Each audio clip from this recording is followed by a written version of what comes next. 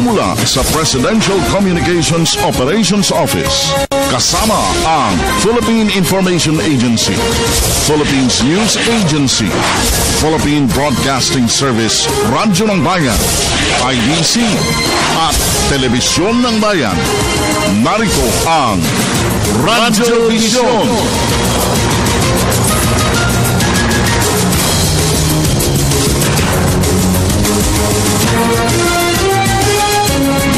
Unang-una sa hanay ng balitaan dito sa Radyo Vision, Pope Francis nakalis na ng bansa. Santo Papa lubos ang pasasalamat sa sambayan ng Pilipino dahil sa matagumpay nitong papal visit. AFP nagbigay ng pasasalamat sa publiko dahil sa kooperasyon sa pagtiyak ng seguridad ng Santo Papa. Apostolic visit ng Santo Papa naging matagumpay sa kabuuan. Sambayan ng Pilipino nagpaabot ng mga natatanging pabaon na mensahe at pasasalamat para sa pagbisita ng Santo Papa sa bansa. At ilang kumpanya ng langis nagpatupad na ng rollback. Siksik ang ating balitaan dito sa Radyo Vision.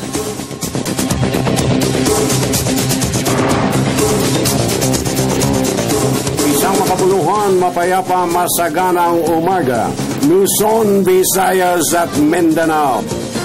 Saan man kayo naroon, anuman ang inyong ginagawa sa mga oras na ito, samahan po ninyo kami sa isa na namang edisyon ng ating Radyo Vision sa Media ng Bayan sa araw na ito ng Martes, 20 de Enero 2015. At siyempre pa mga kaibigan, makakaagapay natin sa ating PTV4 Telestudio ang ating pong mutya ng Antipolo City, none other than Jarina Luzuegro. At dito naman sa ating Radyo ng Bayan booth, kasama natin ang walang kakupas-kupas na nagniningning ang mutya ng Baliwag, Bulacan, Miss Vivian.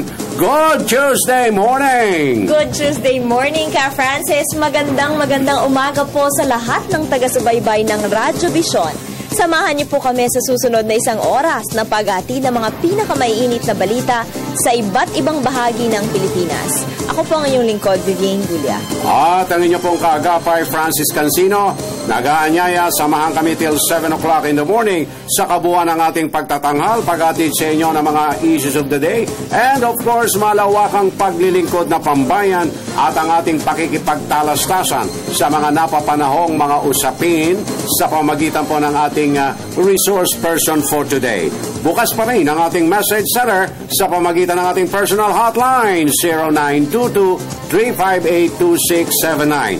Para po sa inyong mga mensahe at pagbati, but don't forget to write your name and your addresses, please.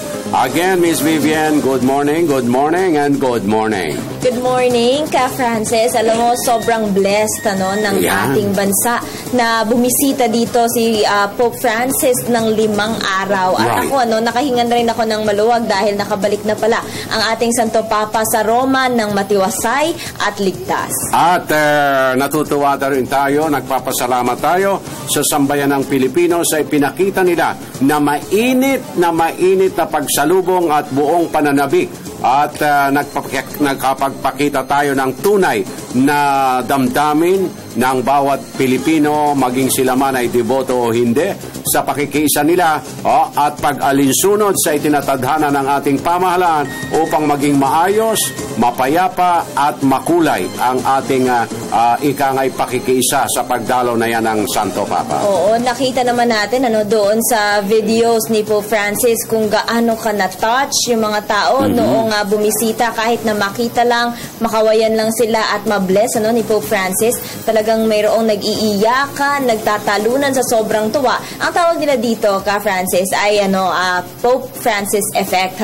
Pero hindi natin alam, kakasabi lang ni Pope Francis na tayo rin pala ay mayroon ding epekto sa kanya. Sobrang saya niya raw nung bumisita siya dito sa ating bansa. At hindi raw nakaramdam ng pagod si Pope Francis. Come rain, come shine. First time daw sa kasaysayan ng isang Santo Papa na nagmisa na may bagyo. That is right. First time na naka-raincoat. Talaga naman, talagang bilib na bilib din tayo sa ipinakita rin na pananabik ni Pope Francis na makapiling ang sambayan ng Pilipino. Oo, at saka bumilib din ako sa ating mga kababayan sa Tacloban at dito sa Quirino Grandstand noong Sunday dahil kahit umuulan, napakalamig, napakalakas ng hangin, basang-basa sila pero nanatili sila sa kanilang doon sa mismong venue na pagdadausan ng misa at ng pagtitipon para lang makinig sa misa at sa mensahe ni Pope Francis. Thank you very much sa ating mga kababayan at ika nga sa pagkakataong yan na dinalaw tayo ng isang head of state at ng isang pinakamataas na leader ng simbahang Katoliko, wala anumang nangyaring hindi maganda sa panahon ng kanyang pananatili sa bansa. Oo, yun ang isang mahalaga, di ba, Vince? Okay. At ito nga, i-mention ko lang itong tweet ni Pope Francis. Yan, okay. Nung nakabalik siya. Sabi niya, sa aking mga kaibigan sa Sri Lanka at Pilipinas, maraming salamat. Let us see. Sa aking mga kaibigan sa Sri Lanka at Pilipinas, naway pagpalain kayo ng Diyos. Sana'y patuloy ninyo akong ipagdasal. Yan. Kung mapapansin natin, Ka Francis, itong ating Santo Papa, parati niyang hinihiling na ipagdasal siya ng mga kababayan. Hindi lamang siya yung nagbe-bless sa atin, pero hinihingi rin niya yung blessing at suporta natin. Pero meron tayong nahiwatigan, iniimbita ulit ng Catholic Bishops Conference of the Philippines ang Santo Papa, baka may posibilidad na magbalik next year. Ako talaga naman. Oy! Naku, again. It's another turn of the century. At one kind of an experience na naman. Kung sakasakali, sa second time around, babalik ang Santo Papa come 2016. Ipagdasal natin yan. Okay, tuloy-tuloy na tayo, Vince. 7 minuto 57 segundos makalipas ang alas 6. Yes, puntahan na natin ang ating kasamang si Zarina Lusuegro dyan sa PTV Telestudio. Zarina, magandang umaga. Good morning.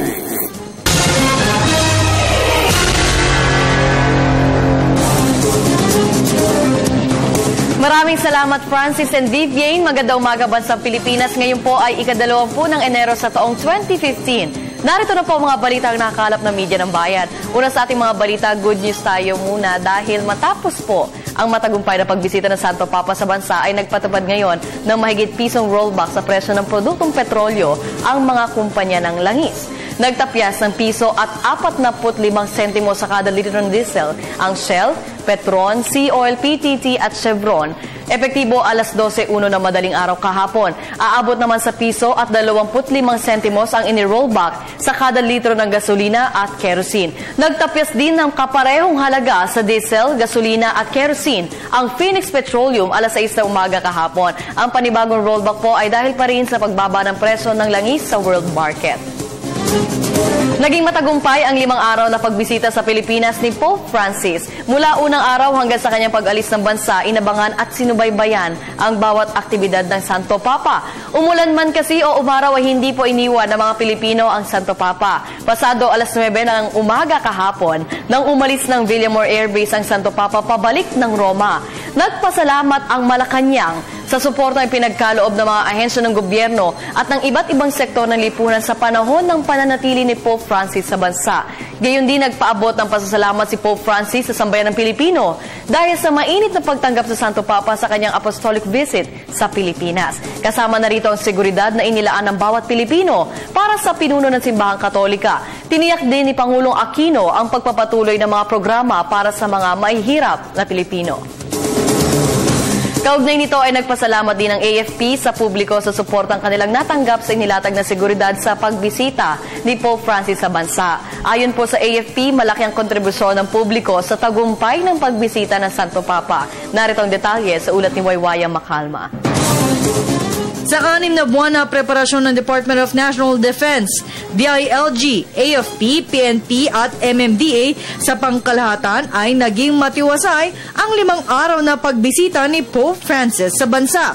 Bunsod nito, personal na nagpasalamat si Defense Secretary Voltaire Gasmin sa publiko sa mga sumunod sa lahat ng seguridad na kanilang inilatag para mapanatiling mapayapa at maayos ang mga lugar na pinuntahan ng Santo Papa. Pinasalamatan din ng liderato ng AFP ang lahat ng mga sundalong nagsakripisyo upang mapanatili ang seguridad ng publiko sa Maynila at sa Leyte Province. Ngayon po na nakalis siya na maayos, lahat po tayo ay nagpapasalamat sa Diyos katulad ng sabi namin na matiwasay, maayos at walang kagulo na nangyari. Gayunman muling iginiit ng AFP na walang direktang banta sa seguridad kay Santo Papa.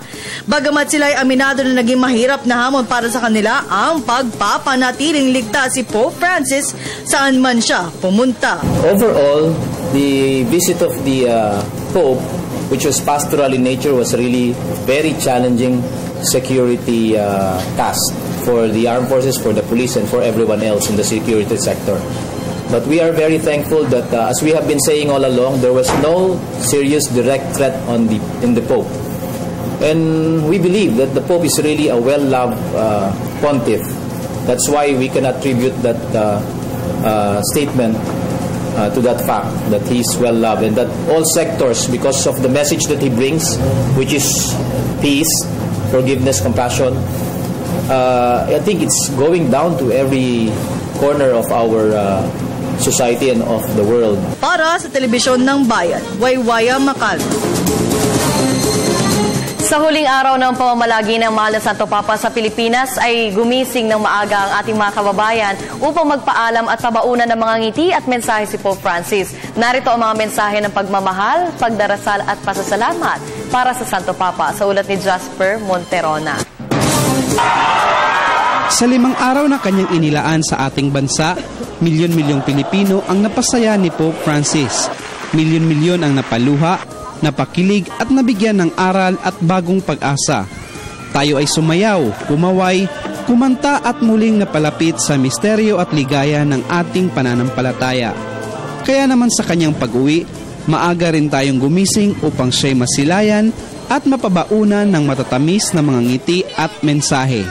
Thank you, Papa, sa lahat, sa pagbisita mo dito sa Pilipinas. Sana balik ka every year. Hi po, Francis. Sana po lagi niyong ipagdasal yung mga kabataan. Ipagdadasal din po namin kayo. Kami nagpapasalamat nakita niya lahat kami mga Pilipino. Thank you for coming here. Lahat kami na-appreciate yon. We love you. Pray ko na magkaroon siya ng safe travel, pabalik Vatican.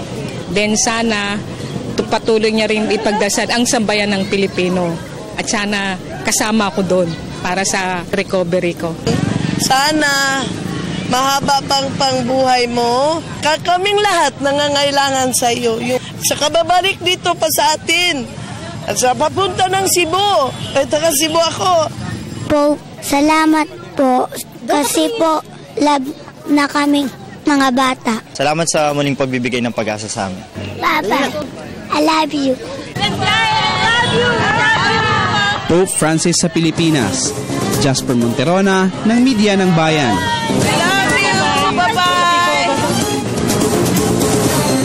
Bagamat hindi sundalo ang nasawiin si Cristel Padasas, ay C-130 cargo plane ng militar ang sumundo sa kanyang mga labi mula po sa Tacloban City. Umalis sa Villamor Air Base kahapon ang cargo plane na may tail number 4726. Kasama ang ama ni Cristel na si Paulino upang sunduin ang labi ng kanyang anak. Ayon kay AFP spokesperson Restituto Padilla, sa kanilang pagsundo kay Cristel ay isang pagbibigay pugay ang kanilang ginawa sa pagboboluntaryo niya sa bayan. Hindi alintana ang masamang panahon. Mula Tacloban ay dadalhin ang kanyang mga labi dito sa Maynila.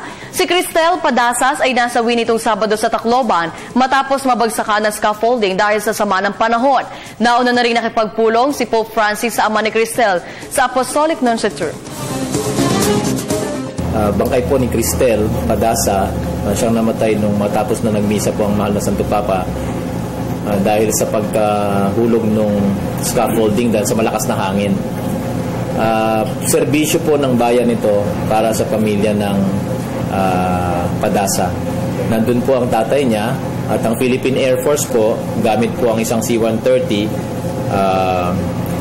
at kung hindi ako nagkakamali, ito ay isang C-130 na tail number 4726 na may piloto tayong pinamumunuan ni Major Daet, Captain Manalo at si Lieutenant Monsilia ang siyang magdadala. At yan po mga may init na balita hanggang sa mga oras na ito. Sa ngayon balik na tayo kay na Francis at Vivian sa Radyo ng Bayan Studio. Maraming salamat, Zarina Lusuegro. 15 minutos, 55 segundos makalipas ang alas 6. Tuloy-tuloy na tayo, Vips. Silipin lang natin sandali ang ating aparador ng message center. Yes. Okay, go ahead. Happy viewing to Jojo Cabarles and Norma de Guzman ng Balik-Balik sa Palok, Manila. I salute Secretary Mar Rojas kasi hindi napahiya ang Pilipinas sa pagbisita ng Pope Dato Aldin ng Sultan Kudarat. Ka Francis and Miss Vivian, good morning po. Pabati po sa mga friend ko na sina Mel Andro at Omel Aquino, Melchor Aquino, Gerald Mendoza, Aider Tijada, Rodel Lazaro, Eduardo Afalia Jr., at Jerome Fernando, Marlon Aguado, Lucky David, Rashley Claude, Lionel Angara, Jen De Luna, Efren Mexico, Rovelyn Frieto, it's me, Marvin Pantojan ng Palhi, Calapan City, Oriental Mindoro, at nagpapabati rin si Jerome Andre. Okay, gandang good AM, gandang Vivian, at guwapitong Kuya Francis. Ay, salamat ha. Ang pagdalaw sa bansa ng mahal na Santo Papa ay nagatid ng pag-asa at pagmamahal na tayong mga Pilipino ay nagkakaisa at buong puso rin nating ipinakita ang pagmamahal din sa Kanya. Sana magbalik pa siya sa 2016. Damo nga salamat, Junjun Kalong ng Barangay Rawis, Vilmas Kitchenet dito sa Calbayog City. Konektado ka. My brother Ho Chucky, mula kay Ka Wilson Nang, sa pagdating ng Santo Papa ay napatunayan nating mga Pilipino na kaya nating maging disiplinado kung ginugusto natin. Correct. Correct. Exactly. Okay, tuloy-tuloy na tayo sa unang bulusok ng ating Provincial Roundup. Bayan Patrol Report. Unahin natin ang ating radyo ng Bayan Hingog with Marlene Ledesma. Marlene, maayong aga, konektado ka. Maayong buntag sa tanan, inihayag ni City Mayor Mariging Gona na umaasa siyang makakamit ng lungsod ang pangalawang Green Banner Award dahil sa patuloy na tinututukan ng City Health Office ang maibaba ang bilang ng mga malnourished na kabataan sa mga barangay na suportado naman ng lungsod. Aniya bahagi sa search ng Galing Barangay Award ang nakamit ng mga awards mula sa iba't ibang mga programang ipinatutupad ng DILG na saklaw ang pagiging Green Banner Awardee na ibig sabihin na bumaba ang bilang ng kabataang malnourished sa kanilang barangay. Dagdag ng alkalde na proud siya sa kanyang mga department heads at punong barangay dahil nakatutok ang mga ito sa maayos na serbisyo para sa mamamayan, kaya may mga award ang natanggap ng lungsod dahil na rin sa mga best practices na ipinatupad ng iba't ibang tanggapan ng pamahalaang lungsod. Para sa Radyo Vision, Marlene Lacuna Ledesma, Hingoog City, Media ng Bayan. Thank you very much, Marlene Ledesma. Dumako naman tayo sa Lawag. Nariyan ang ating kasamang si Ronald Valdriz. Ronald, maganda umaga. Konektado ka. Yes, naimbag na bigat. Target ng lungsod ng Lawag na masungkit ang pinakamahabang budel fight sa kasaysayan sa buong mundo para sa Guinness Book of Records sa araw ng kapistahan ng Lawag sa buwan ng Pebrero. Lubos na pinaghahandaan ngayon ng mga opisyal at iba't ibang sektor sa lungsod ng Lawag ang nasabing aktibidad upang mas lalong magtagumpay ang nasabing programa. Sinabi ni Lawag City Mayor Shabil Parinas na mga lutong Ilocano ang ihahanda ng iba't ibang grupo para maipakita sa buong mundo ang paboritong inihahanda ng mga Ilocano. Ilan sa mga ito ay ang pakbet, igado, puki-puki, adobo, bagnet at iba pa.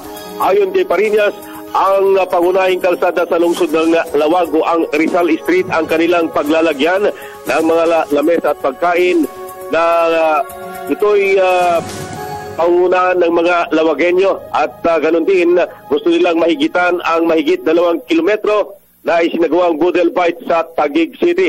Natutuwa si Parinas sa magandang pagkakaisa ng mga Lawagenyo lalo na sa kanilang lubos na paghahanda na pinapangunahan ng mga private sector at umaasa ito na magtatagumpay ang kanilang layunin na masungkit ang record na pinakamahalbang budel fight sa buong mundo. Para sa Radyo Vision, Ronald Valdriz mula sa DWFP Radyo ng Bayan Lawag, Media ng Bayan. Maraming salamat, Ronald Valdriz. Puntahan natin ang ating radyo ng Bayan Naga with Pax Rengalota. Pax, Diyos marhay na aga sa imo, konektado ka.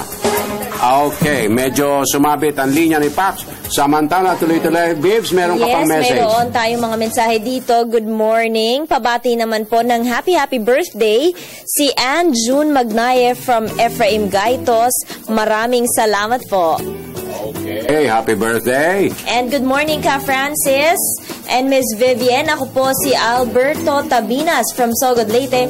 Pwede pong ipanawagan sa nanay ko kasi po 19 years old na pong hindi ko nakikita ang aking nanay. Pwede niyo po ba akong matulungan? So, sa nanay po ni Alberto Tabinas ng Sogod, Leyte. Okay. Tuloy-tuloy na tayo, Vibs. Go! Yes, sa oras sa 21 minuto makalipas ang alas 6 ng umaga, alamin na natin ang pinakahuling lagay ng ating mga lansangan dito sa Metro Manila mula sa ating kasamang si Julius Disamboron. Julius, magandang umaga. Maraming salamat sa iyo, Vivine and Francis. Magandang umaga, Pilipinas. Magandang umaga, Metro Manila. Sa mga kababayan po natin, magsisimula na po sa pagpasok sa kanilang mga eskwela at trabaho. Atin na po silipin ang pinakahuling lagay ng mga pangunahing kalsada sa tulong po ng MMDA Traffic Metro Base. Unahin po natin ang bahagi po ng C3A Bonifacio sa mga oras pong ito, lalo na po doon sa mga sasakyanan ang gagaling po sa may area po ng lungsod ng Maynila. Papasok kayo sa may area po ng EDSA Balintawak, nagiging green and going at possible pa rin sa ating mga motorista ang magkabilang lane, lalo na po yung mga sasakyan na galing ng 5th Avenue sa lungsod ng Caloocan at kung kayo po ay tutungo sa may area ng Araneta Avenue at ng Quezon Avenue. Lipat na po tayo ngayon sa ilang pampanig ng Metro Manila sa tulong pa rin po ng MMDA Traffic Metro Base sa Ortigas Flyover. Nagiging maluwag pa naman po ang ating sitwasyon ng trapiko ngayong umaga, pero unti-unti na po dumadami yung volume ng ating mga sasakyan, lalo na po yung mga tutungo po ng southbound area, partikular sa lungsod ng Makati, Pasay at ng Parañaque. Gitnang bahagi naman na tutungo sa may area ng Lanuza ay nagiging passable at maluwag para sa ating mga motorista. EDSA Magallanes Skyway naman po tayo, mga kaibigan, sa mga patungo na po sa may area po ng Ninoy Aquino International Airport at ng Magallanes Interchange o kaya po ng South Luzon Expressway. Sa mga sandali pong ito ay nagiging maluwag pa. Oo, maluwag ang sitwasyon natin sa southbound area. Pero yung northbound naman natin, pabalik po ng EDSA Orense at ng EDSA Ayala, ay asahan nyo na po ang kaunting pagbibigat sa daloy ng mga sasakyan. Panghuli na lamang natin, Francis at Vivian, yung area ng C5 Green Meadows na siyang alternatibong daan ng ating mga kababayan, lalo na po kapag traffic sa EDSA. May kaunti na pong mararanasan na build up itong mga sasakyan natin, partikular sa mga patungo ng Tandansora at ng University of the Philippines. Yan po kasi yung mga kumakaliwa sa bahagi po ng C5 Green Meadows. Pero yung mga galing po ng lungsod ng Quezon, patungo kayo ng Tiendesitas at ng Market, green and going at nagiging patuloy ang usad ng ating mga sasakyan. Ito, masagitan ko lamang ang mga balitang ito. Nanawagan nga po ang pamahalaan, partikular ang Metropolitan Manila Development Authority, gayon din po yung ilang mga pribadong organisasyon sa mga kababayan po natin na sumunod po doon sa mga ipinag-uutos na kautosan hinggil naman po sa tamang pagtatapon ng basura. Dahil nung mabuti na lamang ay agad na rumesponde yung MMDA Street Sweepers sa ilang panig ng Metro Manila, partikular doon sa mga nadaanan ng mga programa ng pagdating ng Santo Papa dito sa ating bansa.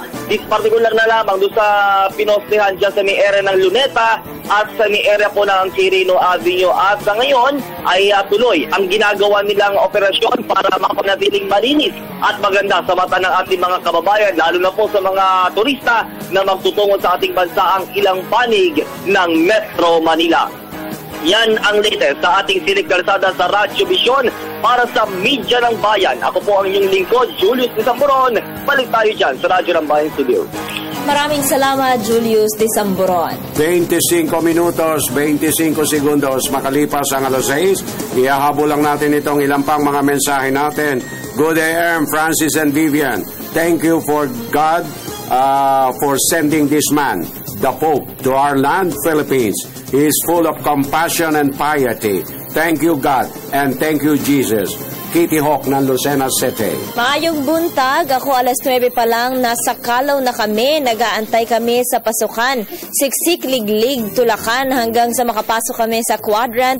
Thank you Lord, ligtas kaming lahat at dumating ang Pope Mobile at nabasbasan kami lahat. Thank you po mula kay Annie ng Leyte. Okay, paraanin muna natin ang ilang paalala mula sa inyong himpilan.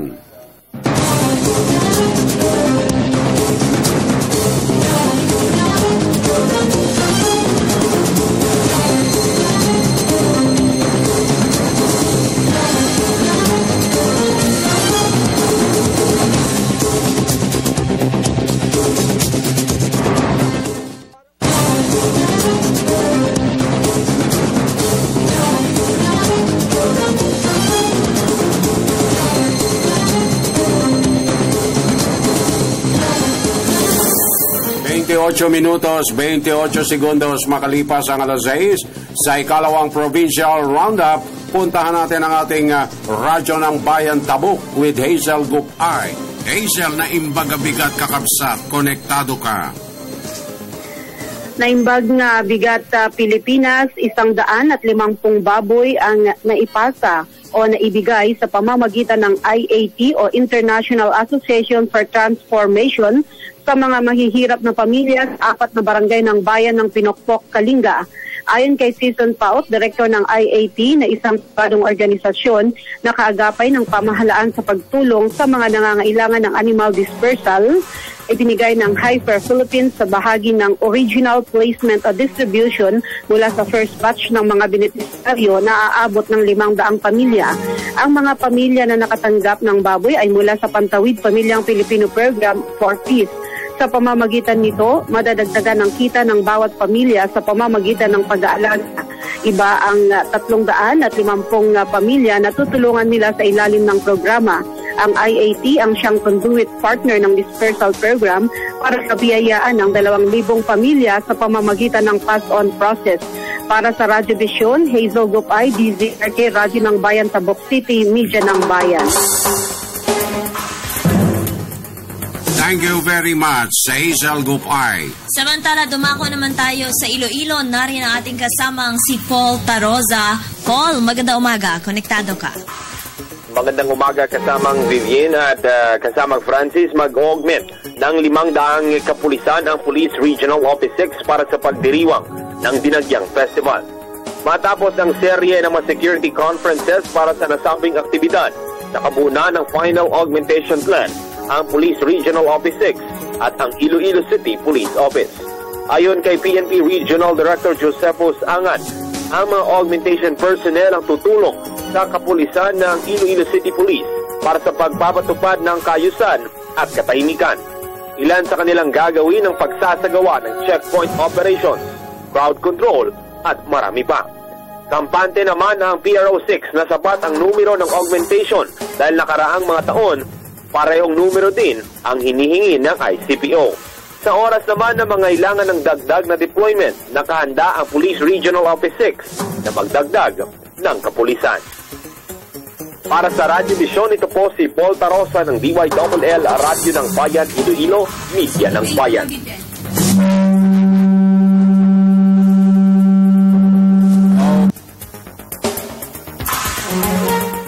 Galit ang mikropono natin. Hindi natin alam kung anong dahilan.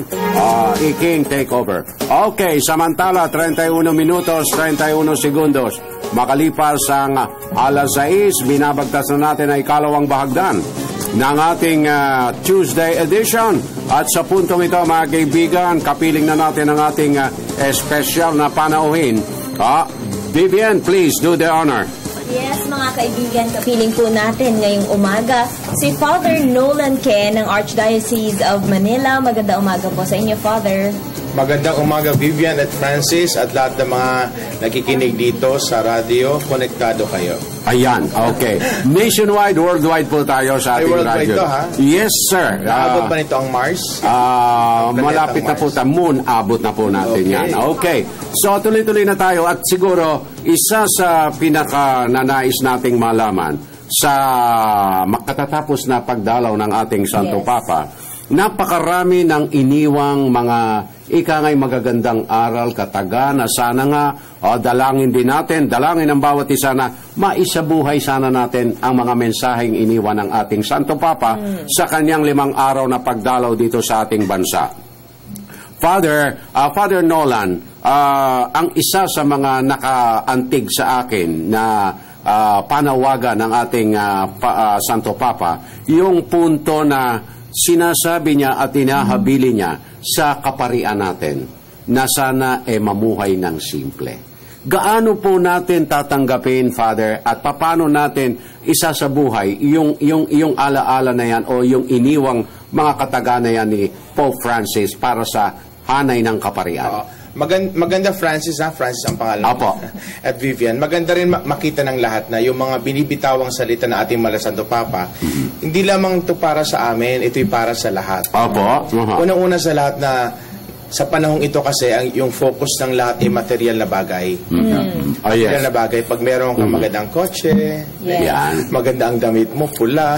This is Mario Josep. Okay. Okay. Diba? Pag naka-makeup ka, may palamuti ka, yan palagi ang gusto ng tao, makita na maganda ka, may kakainan ka.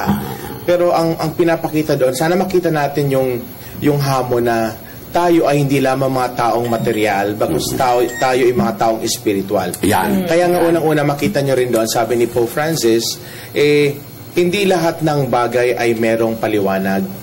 Sige, maganda na, hindi lahat ng bagay ay merong paliwanag. Na nangangahulugan din na sa ating karanasan, kahit marami na tayong bagay, hindi pa rin tayo masaya.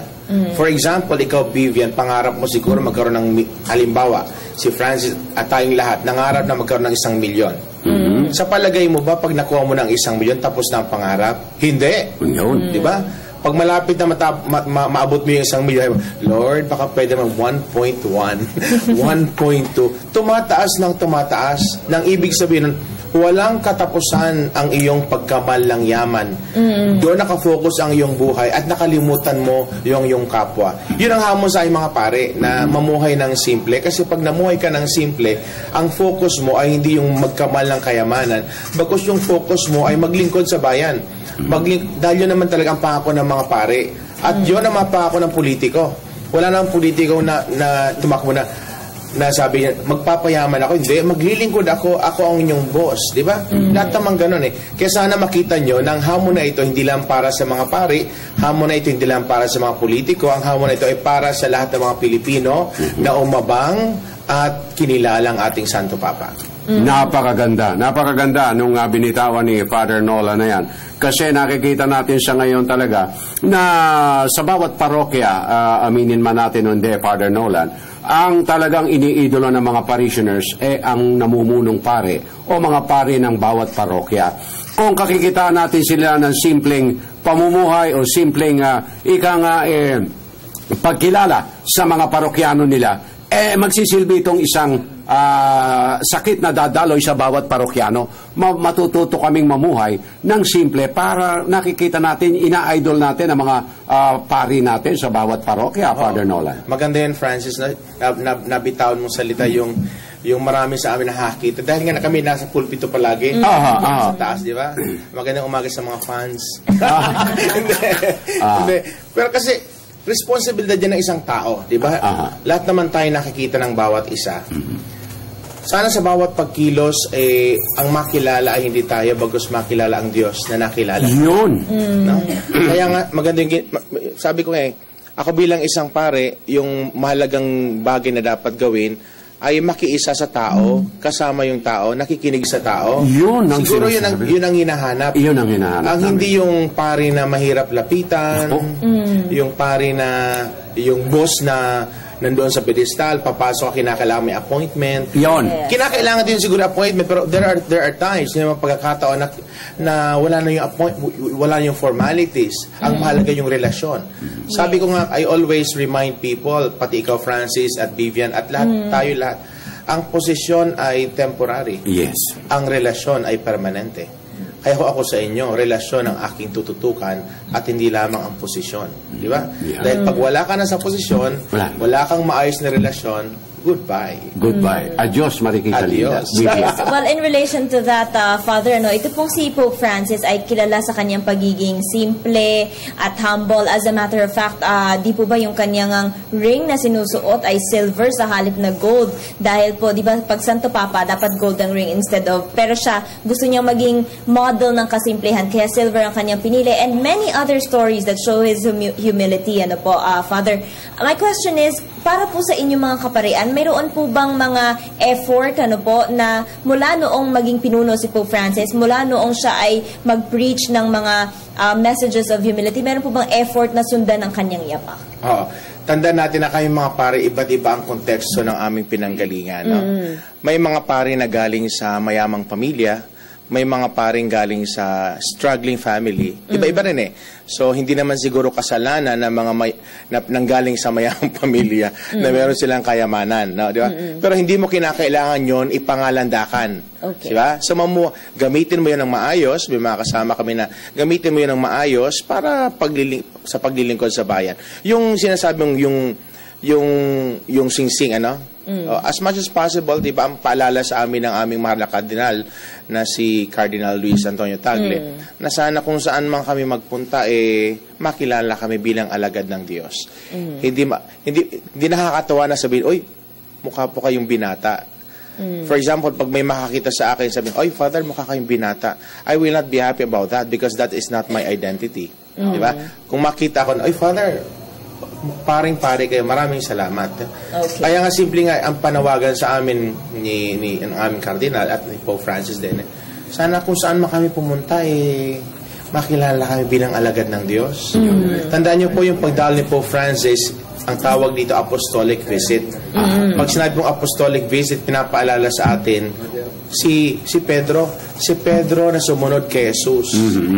At sa kanyang pagdalaw ni Francis, higit sa lahat, sana makilala natin yung Diyos na kinikilala ni Francis, yung Diyos na sinunod ni Pedro at sinusunod din ni Francis. Yes, Father Nolan, isa rin po sa mga mensahe nitong si Pope Francis sa ating sambayanan naman po, yung protektahan yung pamilya against dito po sa mga tinatawag niyang ideological colonization. Pakipaliwanag naman po yung ibig sabihin nito. Anong ibig mo sabihin ideological colonization? Yes. Exactly. Alam nyo kagabi, gali ako sa namili ako ng mga yung gamot para sa mga teachers. I work in those schools sa Sotondo area. So, naalala ko, nung palabas na ako ng supermarket, may bata sa akin sumalubong. Sabi sa akin, Sir, pahingi naman ng baon. Sabi ko, halika, taga saan kang parokya? Ako pa nagsisimba. Tinuro yung parokya na sa Sinampado. Kilala niya? Sabi ko, ganito ha. Sabihin mo sa kura paroko mo, banggitin mo ang pangalan ko. Ako si Father Nolan. Kaya sabihin mo sa kanya na naglilimos ko sa akin at inutos ko na pumunta ka sa kanya. Kung wala siyang kainan na tulungan ka, hanapin niyo ako, puntahan niyo ako at tutulungan kita. Gusto ko hindi ka maglimos. Gusto ko ikaw ay matutong mag-aral at tumayo sa iyong sariling paa. Dahil kung paglilimos ng biyang kita ay na 10 piso, bukas tapos na yun. Yung bata talaga nag-i-insist, bigyan mo ko, Father. Hindi. Sabi ko, nasaan ang mga magulang mo? Ay, Father, nandoon po si Mama sa bahay, nandoon po si Tat. Oh, may mga magulang ka pala. Bakit hindi ka inaasikaso? Alam nyo, totoo yan. Yung sinasabi, ano binanggit mo kanina? Yung ideological? Colonization. May mga magulang ngayon na parang, sorry ha, nakakalungkot, pero may mga magulang na parang walang pakialam sa kanilang mga anak. Halimbawa, kahapon naman, may mga trabahante kami, no? Na nag-aayos, na may naglilinis doon. After na maglinis, kinakausap ko sila, ilan bang anak mo? Ay, Father, 5 na nga, Father 5 na. Ilang taon yung panganay? 5 years old po. Pangalawa, 4. Taon-taon ba yan? Opo, mga anak nga po. Sabi ko, tandaan nyo ha, sinabi ng wala Santo Papa na ang pamilya ay ang pamamaraan ng simbahan. Na nangangahulugan na ang bawat magulang ay maging responsibilidad. Totoo, ang buhay ay kaloob ng Diyos. Subalit, bago yung buhay na ibinigay ng Diyos, dapat alagaan ng magulang ng maayos. Let's face it, maraming magulang ngayon ang naging magulang na hindi handa. Maraming magulang na naging magulang na nanggulang. no? Na hindi talaga isinabuhay yung pagiging magulang. Siguro ito yung inais ibalik muli ni Pope Francis atin. Hindi ito iba. Ito yung nasa dokumento ng simbahan at tayo ay parte ng ating mga pamilya. Ikaw, Francis, kung ano ka man ngayon, naniniwala ko dahil ito sa iyong mga magulang. Opo. Vivian, kung ano ka man ngayon, dahil sa iyong mga magulang. Kung ano ako ngayon, dahil sa aking mga magulang. Kaya yun ang nais ibalik ni Pope Francis na paalalahanan tayong lahat. Let's go back to the basic. Bilang magulang, ano ang mahalaga? Bigyan sila ng mga kayamanan. Hindi ya? Yung mga magulang kasi ang pangarap, sana po maibigay ko lahat para sa aking mga anak. Forget about it. Hindi totoo. Hindi niyo maibibigay ang mundo sa inyong mga anak. No? May kakilala ako na magulang na hanggang ngayon tatrabaho ko, malalaki na mga anak. Pero problema, pati mga apo. Sabi ko sa kanya, simple lang. Pag namatay po kayo, sama niyo po sila para wala kayong problema. Tumawag sa akin, Father naman. Sabi ko, ibig lang sabihin nun, ibigay niyo yung tama. At ano yung tama? Unang lahat, ibigay niyo ang Diyos. Pag nakilala na ang Diyos, kahit wala na kayo, mga magulang, naniniwala ko na mga batang ito ay mamumuhay ng maayos. Pero siguro, Father Nolan, dito sa pangyayaring ito ngayon, na binibigyan diin ng Papa, yung pagkakabigkis ng pamilya at pagpapahalaga sa pamilya, no, dito sa ating lipunang ginagalawan. Siguro ito ay isa na rin sa malaking hamon sa ating simbahan, sa ating bawat parokya, na maging bahagi sana ng ikangay mga pagpapangaral ng mga pare sa bawat pamilya para maging matibay ang pagbubuklod ng pamilya. Siguro kinakailangan ng tulong ng simbahan dito. Hindi lang ng pamahalaan, kundi malaki ang papel na gagampanan ng bawat simbahan, ng bawat parokya sa kanyang mga parokyano upang masigit na matibay ang pundasyon ng pamilya. Alam mo ka, Francis and Vivian, ang lahat ng simbahan ay merong family life ministry. Yes. Hindi ko alam kung alam ito ng lahat. Baka hindi ito alam ng mga hindi nagsisimba. Meron kaming family life ministry, but they have to go to go out of the church. Correct. Siguro. At meron, kaya nga sabi nga meron family life ministry at iba't ibang organisasyon sa simbahan na yung Couples for Christ. Yes.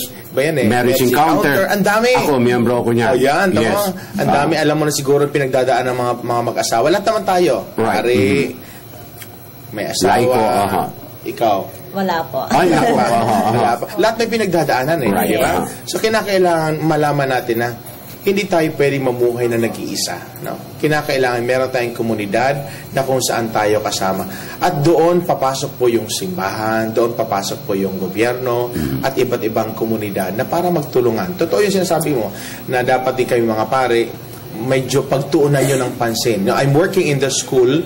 Meron kami sa school na guidance office, at yung guidance office ng mga eskwelahan, isa sa mga tinututukan nila yung family program, na kung saan every time na magkakaroon distribution of cards, so bago doon merong mga family, we invite speakers, minsan ako nagbibigay, meron kayong mga topic na binibigay sa mga magulang para makatulong sa kanila na mamuhay ng maayos bilang mag-anak. Sana po, Father Nolan, itong iniwang mga alaala sa atin ni Pope Francis, magsilbing isang hamon, hindi lamang sa bawat mananampalataya, hindi rin lang sa mga pari, hindi rin sa simbahan, sa kabuuan ng simbahan, sa pamahalaan, kung hindi sana mayroong magsisilbing patuloy na gabay sa bawat isa, lalo na sa ating mga deboto, sa ating mga mananampalataya. Kasi sa ngayon, tama nga yung sinabi mo kanina, Father, na ang nagiging layunin natin at hinahangad pirme ay yung pang makataong mga pangangailangan. Yung spiritual na aspeto mukhang nasa sa isang tabi, Father. Oo. Naalala nyo, every time pag kayo nakakita ng pare, sabi niyo, please pray for me. Please pray for me. Yes. Diba? Please bless me. Please bless me. Ay, kakaiba po ang Holy Father. Yes. Sasabihin niya, please pray for me. Di ba? Parang sabi no, kayo po dapat ang magdasal sa amin. Pero ihilingin niya palagi at the end of a talk or whatever, sasabihin niya, please pray for me. Na nangangahulugan na yun talaga ang pinapakita ng ating Mahal na Santo Papa. Wala ito sa posisyon. Di ba? Ito'y nasa disposisyon. Di ba? So, wala sa posisyon, nasa disposisyon. And ang maayos na disposisyon ay ang paghingi tulong sa Diyos. No? Yes. At dahil kung wala siya, ay, wala tayong magagawa.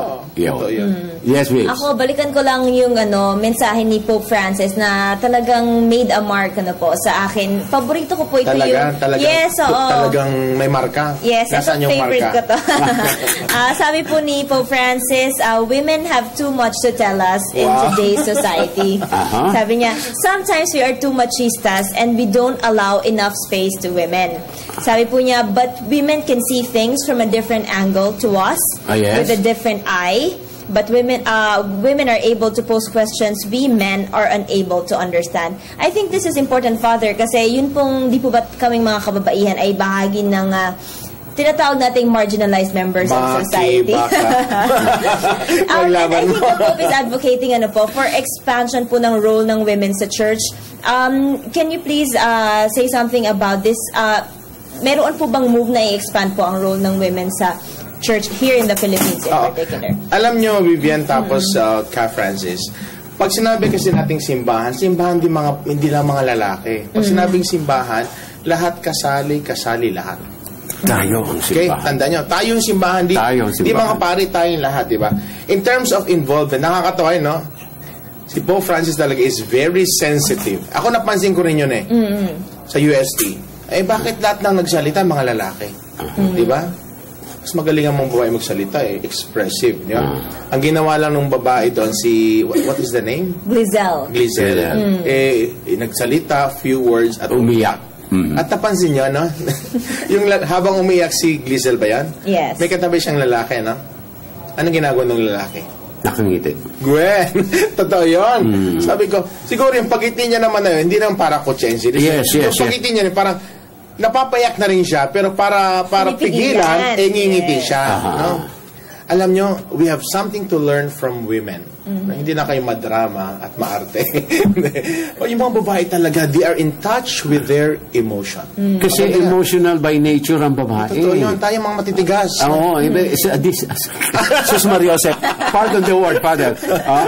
Medyo, siyempre, lalaki, manly, hanggat maaari, ayaw natin magpakita na mahina tayo at lumuluha. Correct. Di ba? Hindi katulad ng babae, wag lang hindi mo makanti, talagang nag-uunahan ng luha sa kanilang mga pisngi. Kaya sabi mo, ano yung ginagawa ngayon sa simbahan dito sa ating bansa, di ba?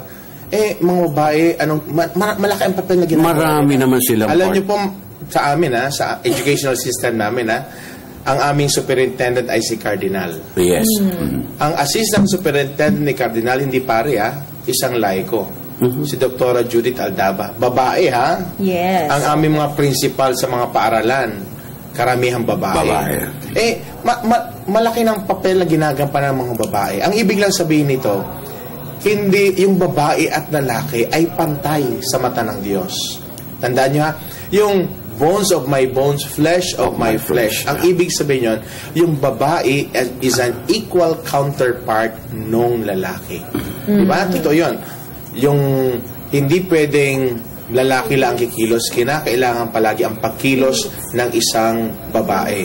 I suppose brought about by that, kami mga lalaki, tayong mga lalaki, will be very sensitive na bigyan equal opportunity rin yung mga kababaihan dahil pantay ang pagtingin ng Diyos para sa lahat.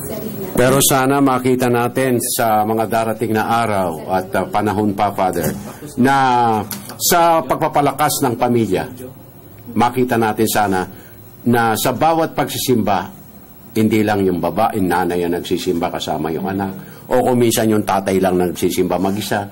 Dapat talaga pagdating ng ikangay pasasalamat sa Diyos, pag-araw, lalo na pag-araw ng Sabado at mga piyestang pangili, makita sana natin yung buong pamilya nagsisimba. Yes. Alam niyo, ito palagi in-emphasize ko sa mga pamilya. Subukan niyo po, bigyan niyo po ng pansin. Pagtunan niyo po ng atensyon sa taong 2015. Linggo-linggo ang bawat pamilya ay magsimba. Yun. Kita niyo ang epekto nito sa buhay niyo at sa mga anak niyo. Kaya lang may problema mga magulang kasi ngayon ganito na. Tinatanong ang mga anak, sasama po ba kayo sa amin o hindi? Hindi tinatanong ang mga bata. Tanungin mo yung mga bata kung sasama sa inyo o pupunta sa mall, walang pipiliin nila. You know, children do not have the capacity to make very good judgment. Na kinakailangan hubugin muna ng mga magulang every Sunday, Without excuse, it becomes a family first activity in the to morning. church. Yes, yun ang sinasabi. Kaming, modesty aside, Father Nolan, kaming mag-anak, first hour in the morning of Sunday, wala kaming ginagawa kundi to go to church. Nararamdaman ko po yan. Same with our family. Yun ang sinasabi tuwing Sunday, parang family day at part na po ang pagsisimba tuwing umaga. Yan. Anyway, Okay. Naku, ay talagang marami pa tayong pag-uusapan, but the thing is, we are running out of material time. Father Nolan, ang mensahe mo na lang siguro sa sambayanan. Tandaan niyo po, ang sabi po natin mahal na kardinal, yung mga nakarang araw ay araw na kung saan napakinggan natin ang mensahe ng ating Santo Padre. Sana po sa kanyang paglisan, ang gawin natin ay namnamin. Namnamin natin, it's a time for reflection. Kasi pag hindi po natin ito ninamnam, after 1 or 2 weeks, tapos na naman. Nakalimutan na naman. Namnamin po natin. At sana po, isa sa mabilitang mensahe ng ating mahal Santo Papa na tayo ay missionary church. Ang ibig sabihin nun, meron tayong responsibilidad sa ating kapwa. Francis, ikaw ay kapatid ko. No? Vivian, ikaw ay kapatid ko. Tayong lahat ay magkakapatid. Sana, yun ang turing natin sa lahat ng taong ating makakasalamuha. Lahat ng bagay ay hindi pwede maipaliwanag. Pero pwede natin ipakita ang pagmamalasakit sa ating kapwa sa iba't ibang pamamaraan. Thank you very much. Si Father Nolan Ke ng Archdiocese ng Maynila. Bebs? Yes, maraming salamat, Father Nolan Ke. Samantala mga kaibigan, balikan na natin ang ating kasama si Zarina Lusuegro dyan sa PTV Telestudio. Maraming salamat, Vivian. 7 minuto bago ang alas 7 ng umaga, alamin muna natin ang lagay ng panahon kasama si April Enerio. Magandang umaga, Pilipinas. Narito ang latest sa ating panahon. Patuloy na binabatayan itong low pressure area sa loob ng ating area of responsibility. Huling namataan ang sama ng panahon sa layong 135 km silangan po yan ng Tuguegarao City sa May Cagayan. Ayon kay Pag-asa Weather Forecaster Buddy Javier, inaasahan naman itong malulusa within 24 hours. In the meantime, magdadala ito ng pag-uulan sa May Cagayan Valley at Cordillera, habang ang Metro Manila at nalalabing bahagi ng Luzon ay makakaranas na maulap na kalangitan na may mahihina pag-ulan, sanhi po yan ang umiiral na northeast monsoon. Dito naman sa may Visayas at Mindanao, makakaranas po tayo ng fair weather condition maliban lamang sa isolated thunderstorms. Samantala, gale warning nakataas sa seaboards ng northern Luzon. Ayon sa Pag-asa, posible makaranas ng maalon hanggang sa napakaalong kondisyon ng karagatan at maaaring umabot sa 4.5 meters ang taas ng mga alon. Delikado po ang maglayag sa mga nabanggit na baybayin dahil sa surge ng northeast monsoon. Sa kaugnay na detalye, narito po ang latest top 5 lowest temperature sa ating bansa. Siyempre, nangunguna pa rin dyan ang Baguio City na may 13.4 degrees Celsius, sinundan ng Basco, Batanes na may 16.5 degrees Celsius, 19.1 degrees Celsius sa may Clark, habang ang Tuguegarao ay may 19.2 degrees Celsius. At finally, dito sa may Science Garden, Quezon City, na i-record po ang 19.4 degrees Celsius. At yan ang latest mula dito sa Pag-asa. Para sa Radyo Vision, ako po si April Enerio, Media ng Bayan.